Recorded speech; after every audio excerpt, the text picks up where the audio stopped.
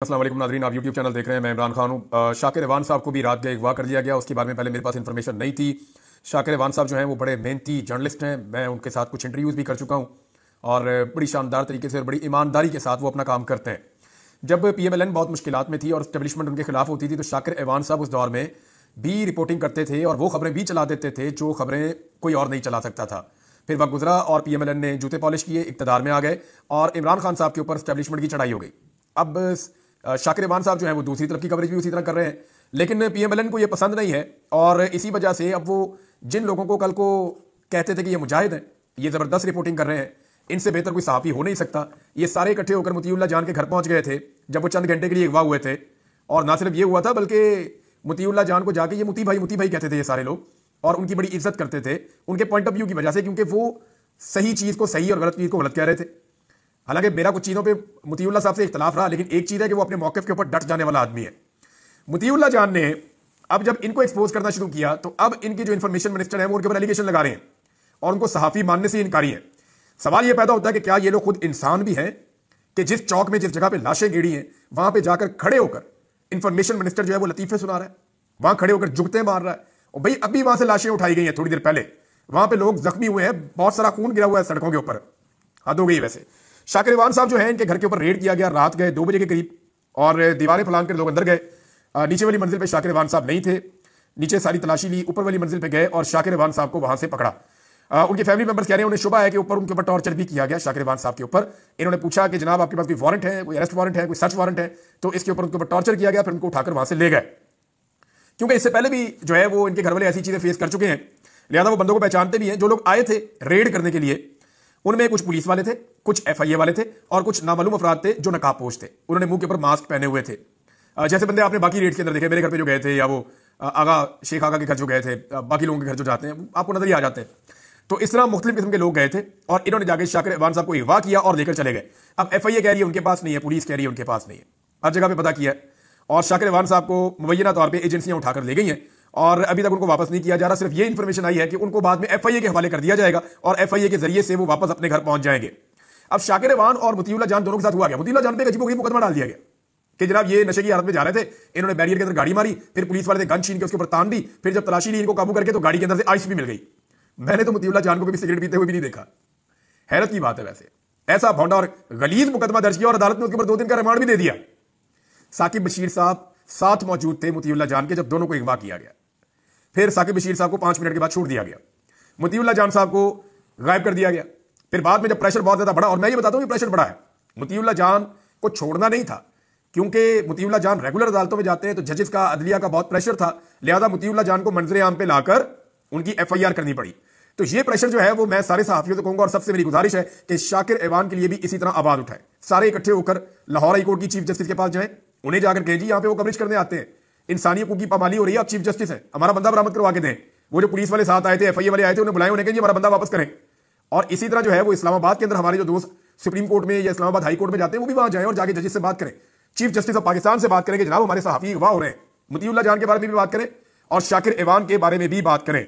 एक अनोखी मजाहिया किस्म की FIR जो है मोतीउल्लाह जान साहब पे इन दोनों बंदों का कसूर क्या है?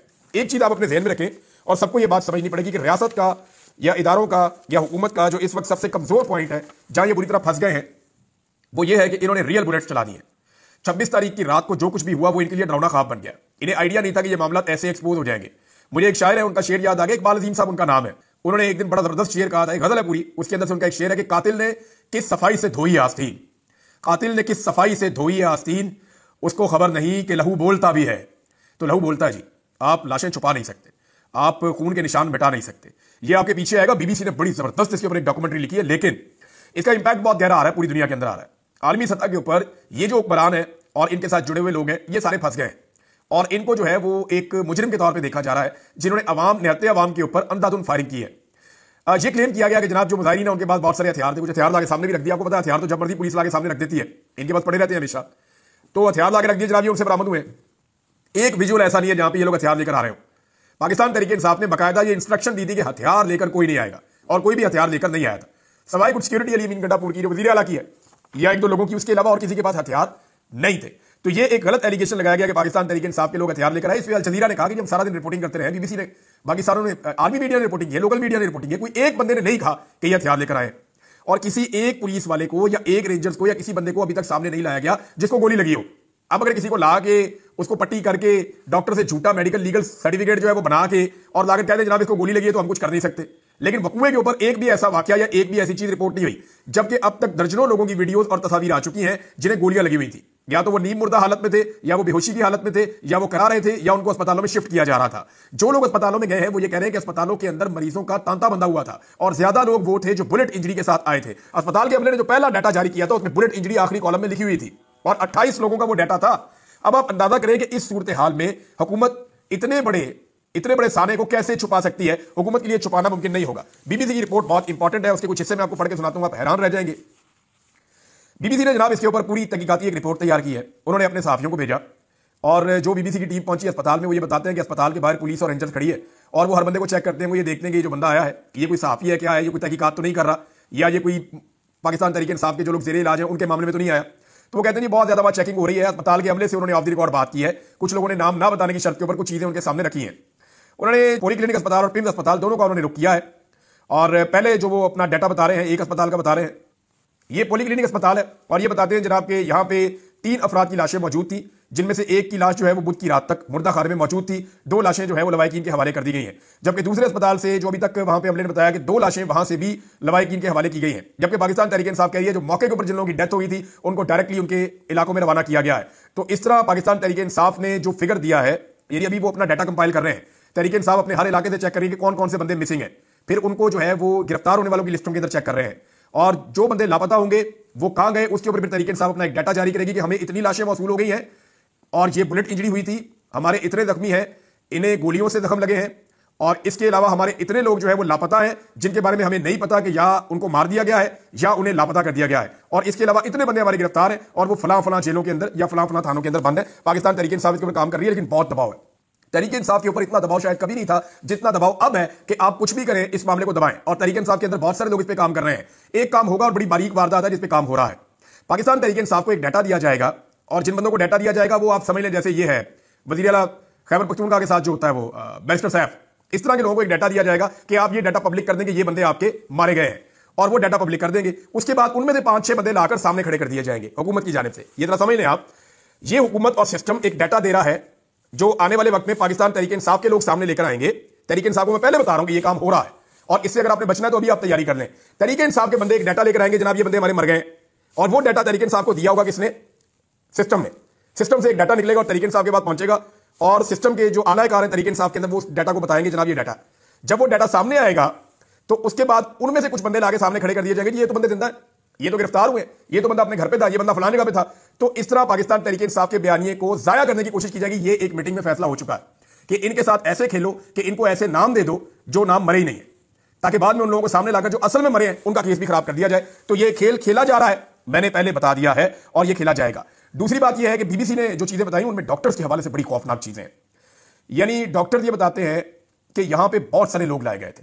पहले तो एक खातून है, उन्होंने बताया जी कि मेरे हस्बैंड के कंधे पे गोली लगी है, मैं गाड़ी में थी, मैंने देखा कि मेरे हस्बैंड जो है वो गिरे हुए हैं और वहां गोलियां चल रही थी, रियल बुलेट है। बीबीसी ने वहां जाकर चेक किया तो उनके कंधे से ऑपरेशन करके गोली निकाली गई थी। तो ये उनका ये कहना है। इसके अलावा जनाब जो डॉक्टर हैं वो ये कह रहे हैं कि हमारे ऊपर हुकूमत का बहुत दबाव है, अगर हम कोई भी डाटा देंगे या कोई भी चीज करेंगे तो इसके नतीजे में हमें अपनी नौकरियों से हाथ धोना पड़ेगा। और जो मरीज हैं वो ये कह रहे हैं कि हम किसी बेहतर अस्पताल में अपने मरीज को ले जाना चाहते हैं तो हम कहते हैं जनाब हमें फाइल दें ताकि हम किसी अच्छे अस्पताल में शिफ्ट करके इलाज करवाएं। तो उस पर वो फाइल भी नहीं दे रहे अस्पताल वाले को। फाइल देंगे तो उसमें लिखा होगा कि इसके ऊपर किस तरह की इंजरी है, बुलेट इंजरी है। तो जब फाइल देंगे तो वहां पे हुकूमत के खिलाफ केस बनेगा कि जनाब इन्होंने रियल बुलेट फायर की है। डॉक्टर्स ने ये जो बातें की ये मैं आपको पढ़ के सुनाऊंगा, ये पैराग्राफ बड़ा खौफनाक है। बीबीसी से बात करते हुए पॉलीक्लिनिक और पिम्स के डॉक्टर ने कार्रवाई के खदशे की वजह से अपना नाम ना दायर करने की शर्त पर बताया कि वो इस बारे में बात नहीं कर सकते। ताहम एक डॉक्टर ने ऑपरेशन की रात के हवाले से बात करते हुए बताया कि उन्होंने आज तक एक रात में इतनी सर्जरीज नहीं की हैं जितनी उस रात की थी, 26 तारीख की रात। ये एक डॉक्टर ने बताया, बाकी ये भी नहीं बता रहे। उन्होंने कहा अपनी जिंदगी में कभी इतनी सर्जरीज नहीं की जितनी उस रात की थी। डॉक्टर ने कहा बाज जख्मी इस कदर तशवीशनाक हालत में आए कि हमने उन्हें सुन करने वाली दवाई देने के बजाय हमें डायरेक्ट उनकी सर्जरी शुरू करनी पड़ गई। बहुत से मरीज ऐसे थे जिनका बहुत ज्यादा खून बह चुका था। डॉक्टर ने कहा हमारे पास रश इस कदर ज्यादा था कि हमने एक बेड पर 2-2 सर्जरीज की और गोलियां निकाली। जो मैंने रात को यहां देखा वो मैं कभी नहीं भूल सकूंगी। अब ये एक लेडी डॉक्टर है जिन्होंने स्टेटमेंट दिया। अब जनाब जब अताउल्लाह तारड़ से पूछा जाता है तारड़ से कि जनाब ये आपने क्या किया, तो वो डिनाई करते हैं कि हमने तो एक भी गोली नहीं चलाई। तो ये रियल बुलेट लोगों को लगी कैसे? अस्पताल इंतजामिया के मुताबिक जो ऑफ द रिकॉर्ड बता रहे हैं, सिर्फ एक अस्पताल में 45 से 55 ऐसे लोगों को लाया गया जिन्हें रियल बुलेट्स लगी हुई हैं और जिन्हें गोलियां लगी हैं। उनमें से कई लोगों को इस्लामाबाद से बाहर भी ले जाया गया। तो ये एक बड़ी खौफनाक रात थी और ये उस वक्त तो मुजाहिरीन के लिए खौफनाक थी, लेकिन अब ऐसा लगता है कि हुकूमत के लिए एक डरावना ख्वाब बन जाएगी। और ये भी चीज रिपोर्ट हुई है कि हुकूमत ने और पुलिस ने जो लोग वहां पे मारे गए, जहां बहक हो गए, उनमें से किसी का पोस्टमार्टम भी नहीं करने दिया। इन्होंने कहा जी पोस्टमार्टम नहीं करना, वरना पोस्टमार्टम की रिपोर्ट बनेगी तो उसकी बुनियाद के ऊपर मुकदमा दर्ज होगा कि रियल बुलेट लगी हुई है। अब इस पे अली अमीन गंडापुर ने क्या किया, हमारे पास कोई जवाब नहीं है। इस पे पाकिस्तान तहरीक इंसाफ की क़यादत ने क्या किया, हमारे पास कोई जवाब नहीं है। ये जिन लोगों को गोलियां लगी थी इनके पोस्टमार्टम खैबर पख्तूनख्वा में भी हो सकते थे कि जनाब एक लाश लाई गई है, ये इसका पोस्टमार्टम किया गया, जनाब इसके ऊपर इतनी गोलियां लगी थी, कुछ तो आप अपने पास रिकॉर्ड रख लेते। लेकिन पाकिस्तान तहरीक इंसाफ अभी तक संजीदा होकर डाटा कलेक्ट नहीं कर रही और पाकिस्तान के मीडिया को बहुत सख्ती से अहकाम दिए गए हैं कि कुछ भी हो जाए उस रात का तस्करा नहीं करना। इमरान खान का जितना मर्जी आप नाम लें, उनके नाम पर से तकरीबन पाबंदी हट गई कि जितना मर्जी आप उसका नाम लें, रोला डालें, आप पॉलिटिक्स के ऊपर बात करें, आप पाकिस्तान तहरीक इंसाफ के इख्तिलाफात के ऊपर बात करें, आप लाशों का मजाक उड़ाएं, उस वकूए का मजाक उड़ाएं, कुछ करें, लेकिन उस रात को जो जुल्म हुआ है, जो जबर हुआ है, उसके बारे में कोई बात नहीं करेगा। है ना फिरौनियत आपको? यानी मैं इसको अब कहां मिसाल दूं, यानी किसके साथ इसको लाके जोड़ूं मैं?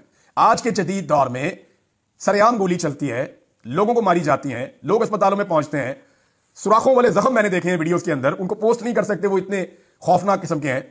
जब वो सारी चीजें नजर आ रही हैं, बेशुमार लोग अस्पताल में बेड्स के ऊपर पड़े हुए हैं, जब सब कुछ नजर आ रहा है फिर भी मीडिया बोल नहीं पा रहा, तो इसका मतलब आप समझ जाएं कि ये कितना बड़ा इशू है इस वक्त इस निजाम के लिए। नाज़रीन, जो लोग वापस जा रहे थे उनमें कुछ लोगों को गिरफ्तार किया गया है और पता चला है कि बलूचिस्तान से ताल्लुक रखने वाली क़यादत और कुछ पंजाब के लोग जो हैं, इवन खैबर पख्तूनख्वा के भी, उनको अगवा कर दिया गया है। ना वो किसी ना उनकी लाश मिली है, ना वो किसी पुलिस स्टेशन में है, ना उन्हें जेल भेजा गया है और ना ही उनके ऊपर कोई और, ना वो जख्मी हुए, ना वो अपने इलाकों में पहुंचे हैं। तो बाकायदा कंफर्म किया जा रहा है कि कुछ लोगों को अगवा करके साइड पे किया गया है। मुमकिन है कि 9 मई तर्ज का कोई और मामला बनाया जाए और ये किया जाए कि जनाब इनके बयानात की रोशनी में इमरान खान साहब को किसी तरह फांसा जाए।